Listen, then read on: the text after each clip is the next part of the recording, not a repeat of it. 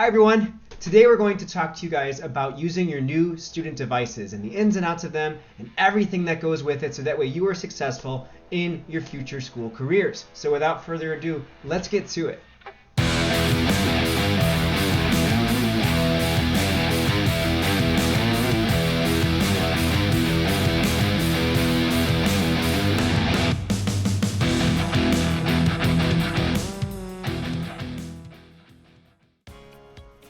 Now this video is made special for you. I'm talking to my current first grade students.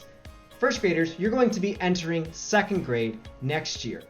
Now right now you guys have tablets, right? Essentially what you have right now is a Chromebook, but without the keyboard. All that you have is the touchscreen, which is still great, right? But next year you're going to be using a Chromebook with a keyboard like the one that I have right here.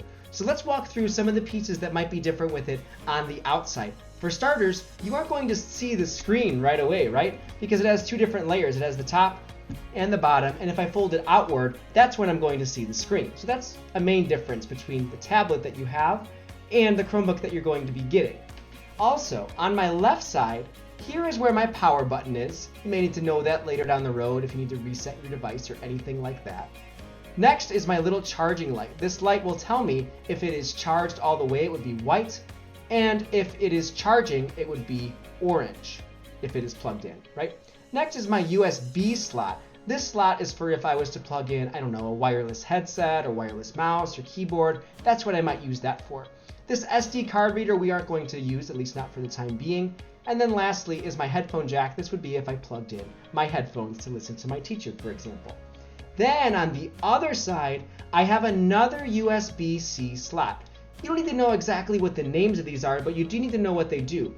This slot is where I can actually charge my device. So again, here is that cord. It can plug in on this side or on the other side. So I can charge my device on either side of my new Chromebook, which is really nice. Another USB slot, and then here are my volume buttons to go volume up or volume down. We'll talk about those a little bit later. But that's all there is to the outside of my new Chromebook device. Now here are the pieces that are going to be different, right? Before you just had the main screen. That's what you used for everything, and you had a digital keyboard that would pop up whenever you needed to type, right? So whenever you needed to type in your password, for example, the keyboard would pop up on your screen and you would type on the screen.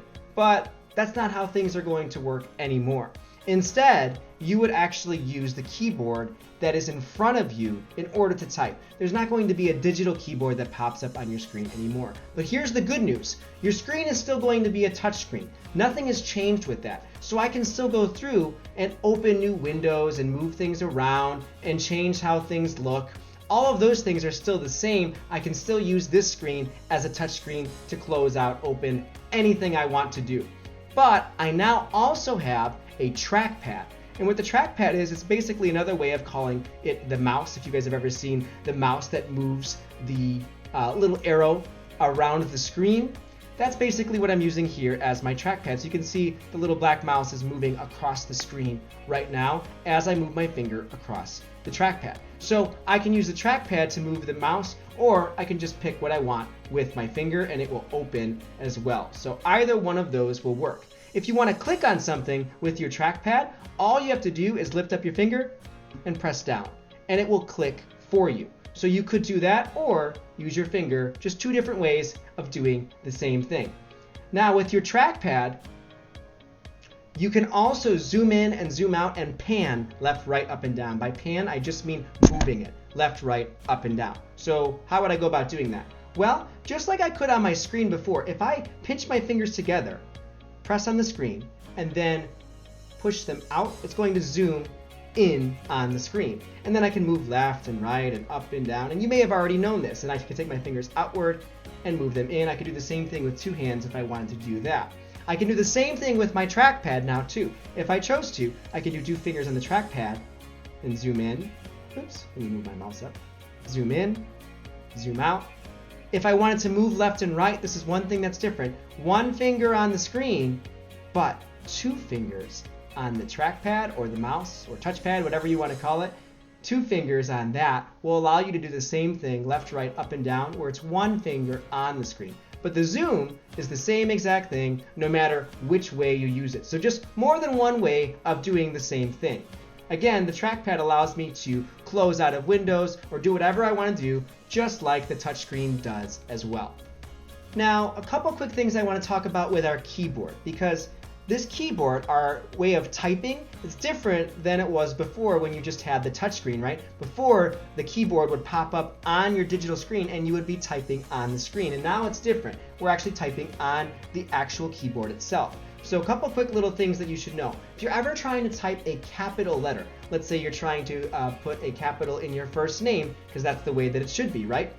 If I just press the regular letter, for example, if I'm looking for a W here, that's just a lowercase w. If I want it to be capitalized, I'm going to press backspace to delete it. If I want it to be capital, I'm going to press and hold the shift button. There's actually 2, so it doesn't matter which one I press, and I'm going to hold it. So press and hold the shift, and then I'm going to choose the letter that I want.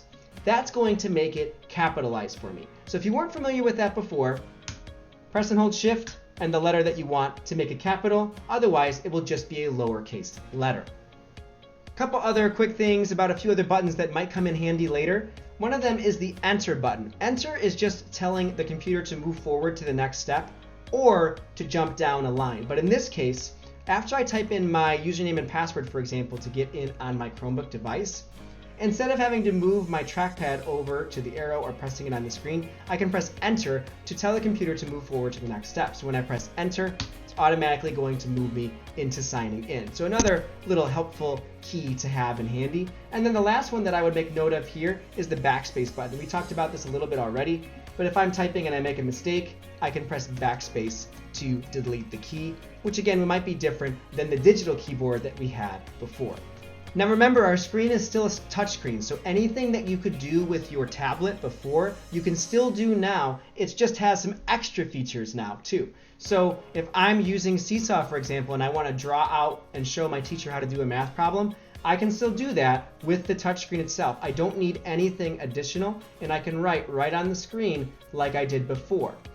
Or I could try to use the trackpad, but that's a little bit of a nightmare to try to write it out. So the touchscreen is way better than the trackpad if you're trying to go about drawing something. But the trackpad is nice if I'm going about moving, minimizing, or clicking on smaller things where my finger is a little bit too big. So both of them serve a great purpose, but if you're trying to draw, I would be using the touchscreen. Now the last thing that we're going to look at is some of the keys on our keyboard, as well as a couple shortcuts that might help you in keeping your screens organized. So first thing I want to do is look at this top row, because some of these keys might be a little bit different than the top row that you had before. First one is the escape button. That is to completely get out of something. You won't need that all that often since you have your touchscreen and your trackpad. The next is the left and right arrows, or they really should be called forward and backward, because if I press the left arrow, it actually takes me backward a window in whatever screen I'm in. So you can see I actually went back in Seesaw. And if I press the forward, I would go forward to whatever screen I was just on in Seesaw. So it's the same thing as the arrows up in the top of the web browser. The next is my refresh button. Again, same exact thing as the refresh button on the screen, except it's now on my keyboard. So it's just easier for me to find. If my screen is frozen, I can press that button and it will reload the screen for me, which is great. The next one is really nice to have. It's the full screen button. With the full screen button, it basically gets rid of my bottom bar and my top bar to where now everything is kind of just minimized and all that I see is my main screen, so I have more space to work. I could press that button again to bring back those pieces, or I could use my touchscreen to actually bring those pieces up from the bottom or from the top if I needed to see anything or do anything on the bottom or top row, or again I could just press that full screen button. This is really nice to have when I'm doing something like, for example, that Great Minds thing and I need more space to work. Just press that full screen button and now I have a lot more space to work on my page to where I can move up and down and have a lot more room to work, and I can just press that full screen button again when I'm done with it.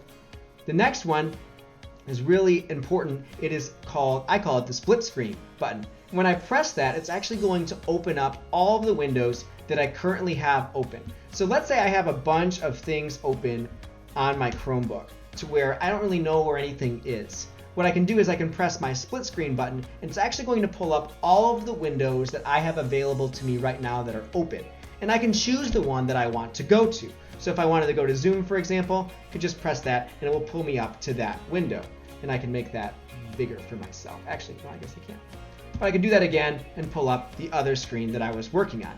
But what's also nice about this is that this is a way where I can use two screens working at the same time and see both. So when I press that again, I'm actually going to press and hold one of the screens that I want to be on. I'm going to press and hold my Google screen and move it over to the left. And you can see that that bar suddenly shifted over to the right. And what that means is where it's highlighted, that's where the screen is going to go.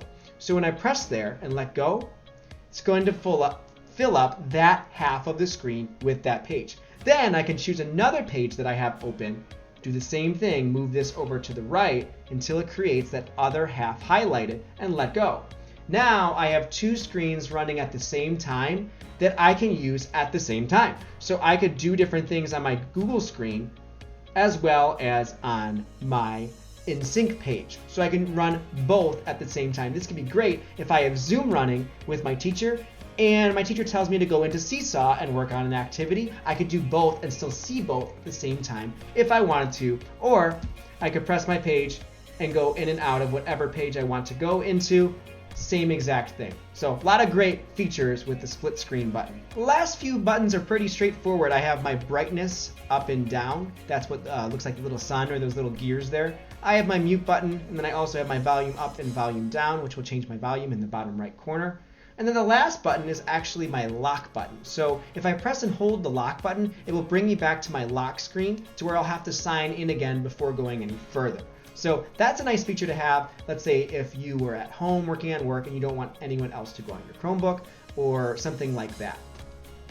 All right, last thing. If you, for some reason, can't find your maximize or X out button because it's hidden off on it looks like it's kind of outside of your window and you can't see it, what you could do is you could use the trackpad for this too, but I just like pressing and holding the top, kind of where the tabs are, off to the right a little bit at that top bar, and then just drag it wherever I want it to be.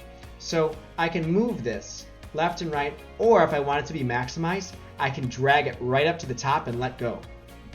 And it will automatically maximize it for me. I can press and hold it again and bring it wherever I want to bring it.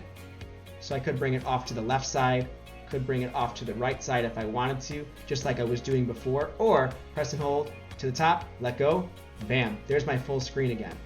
And that's pretty much all there is to it to using your new touchscreen Chromebooks. Everything else is essentially exactly the same on the bottom bar where I'm looking at Chrome and Zoom and my different settings features, my Wi-Fi, my volume, all those things are still exactly the same. So I don't want to go into too many details with those, but hopefully this gave you some cool tips and tricks and gets you excited about using your new Chromebook in Valley View School District. Until next time, we'll see you guys.